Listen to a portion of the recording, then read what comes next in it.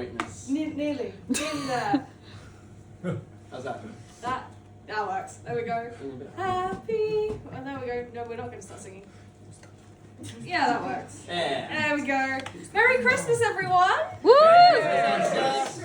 And we are going to start off with a poem that's decidedly un-Christmassy and is actually very, very depressing and about someone who I can only describe a piece of shit. It's called How to Autonomise Luxury / an Autopsy. The name one would ascribe to a corpse and claimed shall be replaced. It will instead be yours. In a tattoo across its lovesick eyes, the corpse is fractures like hairlines, like mirrors, like a cobweb in a derelict house that someone could have called home. How many bones did you break? Let shatter like sugar work until the corpse's skin split too. How much of this body did you remodel and refashion to your specifications? Was the trauma sufficient scaffolding for your cavern? One found it crashed out and bloody on the rocks, so to speak. Despite the broken crowns and neck divorced from source, the corpse grinned and cradled the handprint you left as you pushed it to fly. Because at least the last thing it saw was you. It was as if you were suddenly silent and it was so serene, and suddenly it was no longer useless in PE and it was no longer a travesty to be associated with it. And suddenly it thought it was all you ever wanted. Suddenly the mishmash of half-dead roses and the jagged edges of words browned into ashen flesh made sense. It made sense for a moment before it was dropped down onto the rocks. But even on the gurney it still calls out for you, mouth gnashing at white cloth, obscuring the hated wound. It still knits you a blanket with rigor mortis in the pattern. The corpse still remembers each freckle on your face, even if the name is blank. Its purpose is still luxury. The corpse will still offer a bandage when you've made a mistake, even if it's chemical. It will fight through stitched lips and phone operators to get an angel number 999 to rescue you from something shameless and a box of chicken nuggets, and it will beat itself to a bloody pulp over whether you live in a new build, but no doctor will notice the tears or the muted screams. Self-hold is too beautiful this time of year to even scream or help or reprieve. It can't admit that your loss would be down to anything but its own negligence. After your constant tests and aborticals and that signature dial tone voice message, dial tone and a blade that needs cleaning now. Even if you kept it under wraps, let it linger as your dirty secret, festering in the back of your closet before you dumped it in front of this cold office. The knots of intestines and bows and heartstrings are scored by you. Takes your name and lives in the memory of your violence. Let it be frozen, a monument to your sins.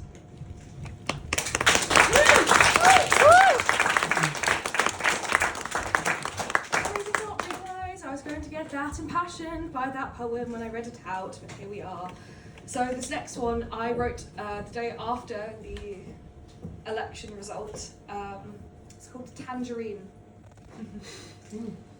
You found it at the back of your nan's fridge, behind the stacks of 6-month-old fromage frais amongst the Tupperware filled with God knows what.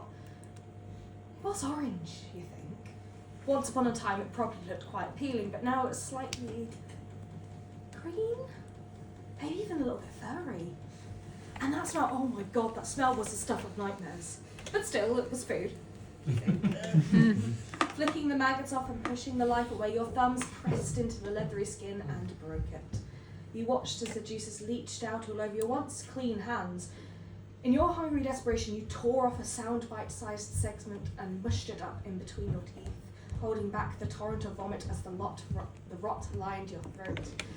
You are helpless to the compulsion to take another bite. Teeth mossed over as the bitter juice drip feeds your facts into your brain until there's no space for feeling or doubt. By the time the tangerine is gone, the stench rolls off of you. Like waves, your words crash against a metal chamber, with a splashback gains a new dimension, and you mutate further until you are sitting at the back of the fridge.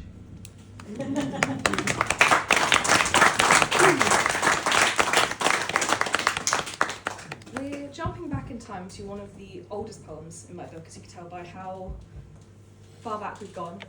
So this is inspired by my friend Libby. I actually gave this to her for Christmas. Well, birthday, technically. But a moment, like, it was my friend Libby's 18th birthday.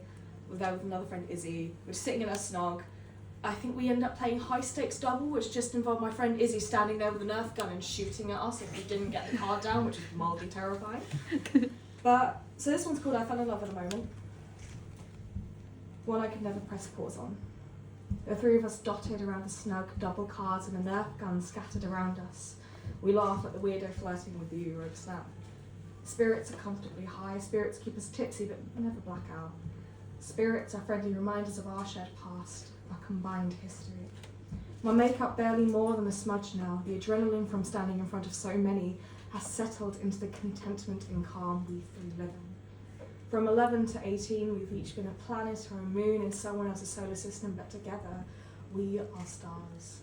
We twinkle and pulse together, working of our own accord, everyone else a speck of dust compared to us. Childhood may never last, the years may force a physical separation, but we are forever one, forever in the snug, forever a moment I will never pause.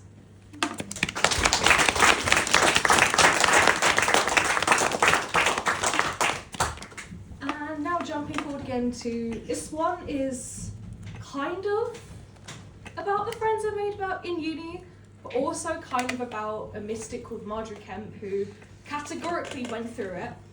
I performed this at one other poetry event. It was the Norwich as a Green City one.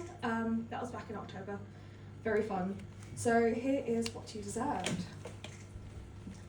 Here I, and a few other queers, reach across the spin of centuries of change to hold you in a loving embrace. Deep in my 21st century, deep in my agnostic soul, I need to trace the stretch marks of 14 too many to tell you that there was never anything wrong with you. Along the lattices of this spiderweb weaved by time, you need to know that the devil never tortured you and that you are more than just a creature.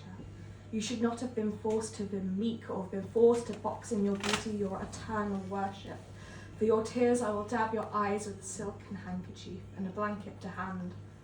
I will hug you close to my chest, enough so you can hear a heartbeat that isn't your own.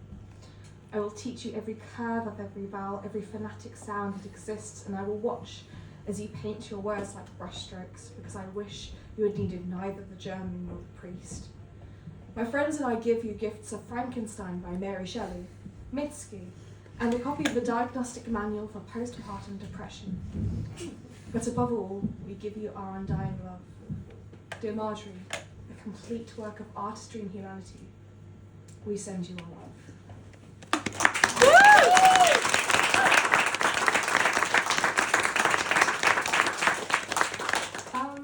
This isn't the final one set. I just want to say so this is not the final one, but it does link back to the first poem nicely. So this is kind of about who the first poem was about, but also not about them. This is a draft. I think this might have been the only one that my three uni friends who are sitting in the second to last row tonight, this is the only one they've not seen before. It's a sonnet. It's called I Am Alive Without You. My heart beats in time with the Fallout Boy I play for my friends. They give me no looks, they don't roll their eyes at my quickened voice. I am safe. With them I am truly loved. We sit in a shoebox and they hold me. In this light I deserved none of it, and for once it rings true. And I trust they love me.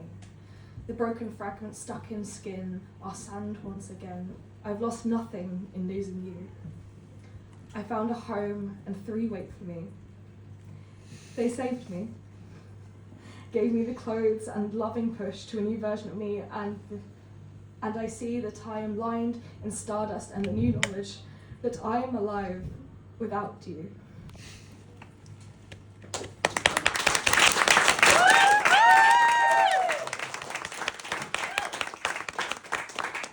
And now, on to the festivity! So, I took a year out of uni. Now I'm at uni. And I worked in retail, specifically a cosmetics shop, which led for some very very interesting interactions the week before Christmas, specifically men who thought it was gay if they tried a scented scrub, especially one on place called Sakura. They got really weird about that. So, this is a husband on Christmas Eve, 2 hours before closing. Identified by the wild-eyed expression and bowed head, the Christmas Eve husband prowls around the cosmetics shop. Haunted by last year's get-well-soon teddy bear, he knows he cannot afford to make another mistake. Especially as he'll be on the in-laws' turf tomorrow. If we study him closely, we can just about see the bag filled with bright red lingerie, a few sizes too big for his wife, and Colleen Hoover. His wife only reads the classics, but the bookseller told him that Hoover was very popular. When the shop worker approaches him, he jumps back in shock. He is out of his element. What's the bestseller? His mating call. Quick, mysterious, efficient. The shop worker offers products out to him. His nose wrinkles at the disrespect. What's the bestseller? The specimen refuses to smell anything that does not smell specifically of bullfighting. What's the best seller? The shop worker finally concedes and hands over the bestseller gift box for the old ball and chain. It will go nicely with gold bracelet and hazelnut chocolates, he thinks. The bracelet will stand out against the silver, and maybe the chocolates. I say that microphone very well. And maybe the hazelnut chocolates will help her overcome her nut allergy. But for now, the Christmas Eve husband can retreat and return home to the daughter, ready to do the wrapping up for him.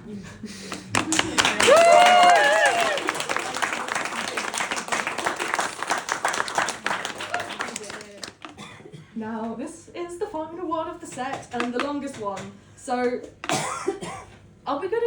we'll consider this a song. So I was wrapping up a couple Wednesdays ago. We'd all been out in town, and I had my Christmas playlist going on. I finally made one this year. And Santa Baby came on, and I thought about how much my mum hates the song. Oh wait, no, fuck, we missed out one. Shit, this is not the final one. We're on to the penultimate one. There we go. Yay! I wondered why that set was going so quickly. So something also quite special. It's not just Christmas, but in 10 days' time, I turn 20. Woo! I was born 2004 on a Wednesday, which is often called the day that's full of woe, which my mum likes to make associations with me to Wednesday Addams. One time I was going to audition for a production of The Addams Family. I told her this. She laughed for a solid 5 minutes and went, Axea, you won't need to audition. They'll take one look at you and immediately cast you in one of the roles. I still don't know how I feel about that. So this one's called Woeful Wednesday / Waning Gibbous. It also goes into the difficulties I sometimes have with my mother. How fun. Anyway, it's the next poem. The shuttle can hear you staring at the new life, can hear you laughing at its misshapen limbs, stuffed into the red spacesuit like its mottled skin. What the blank walls cannot perceive is the faint fear flowing through you and tearing you at the seams. You cannot undo the damage you will bestow upon it. With no friend or foe at your podside, you will look to the plough, the only confidant out there, to ask who built this as a good idea to you. You'll stare at that constellation for hours, anything to avoid its voidful eyes that will soon hold just as much bloodshed as your own do now. To, for just a moment, escape the reality that you cannot undo the damage you will bestow upon it. In this vacuum of time, this liminal space, you are blinded by your current weightlessness, choked by the oxygenless expanse outside this craft. Memories of your time out there spent avoiding the asteroids float above you. Try as you might to dodge the space junk the captains before you let smash the wing, it will always remember the harsh winters you drove it through, the furnace fire summers your atmosphere created. You cannot undo the damage you will bestow upon it, and no one can hear you scream. No one can fly you back to Earth now, and no one will take your refund or give you better instinct. What a friendless life you will return to lead. With all the noises and emotions and confusion and delirium, how was it again that this was billed to you as a good thing? Who gave you the gall to have this creature? When did you decide that you'd do better than they did for you? Why did you take on this mission when you know you cannot undo the damage you will bestow upon it? For now, though, it's a Wednesday, and you're choosing to ignore that your creature will be filled with woe. The moon is a waning gibbous, and you're too high on medicine to worry about the future. For now, it is enough to stare back into its eyes and marvel at how much they trust you.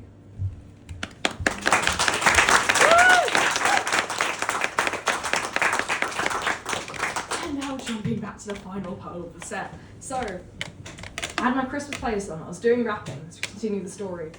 And then Santa Baby came on. Thought about how much my mum hated it, which is how I remembered. I missed out one of the poems. Because she's like, oh, the lead singer's a gold digger of this song. However, I thought, what if she was in a situationship? So I spent 3 days working on this, trying to figure out the rhyme scheme, all the syllables, and out came Santa Baby Situationship Edition, which I'm now going to perform a cappella to you. Woo! If I'm off pitch, no I'm not, you don't hear that. Santa baby, just slip us something under the tree for me. Anything will do, Santa baby, and tell me what exactly we are. Santa baby, maybe a fancy dinner for two with you. That's all I really need, Santa baby, and tell me what exactly we are. Think of all the dates you've missed. Think of all the girls you have more than kissed. Next year I want a wedding ring. Could you sit down and just commit? Santa baby, I ought to meet your mom, and that's not a lot. It's been 3 fucking years, Santa baby, please tell me what exactly we are. Santa honey, I need something more than you up and one pump. Make me finish just once, Santa baby, please tell me what exactly we are. Santa cutie, just stop with all the grainy dick pics and chicks. Why can't you just commit, Santa cutie, just tell me what exactly we are. Come and watch a film with me. Please stop sending texts to Tiffany.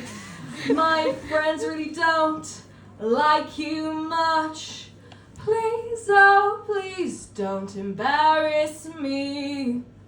Santa baby, I'm tired of the soiled bed sheets, you cheat. I should have left your ass, Santa baby, just tell me what exactly we are. Tell me what exactly we are. Tell me, what are we?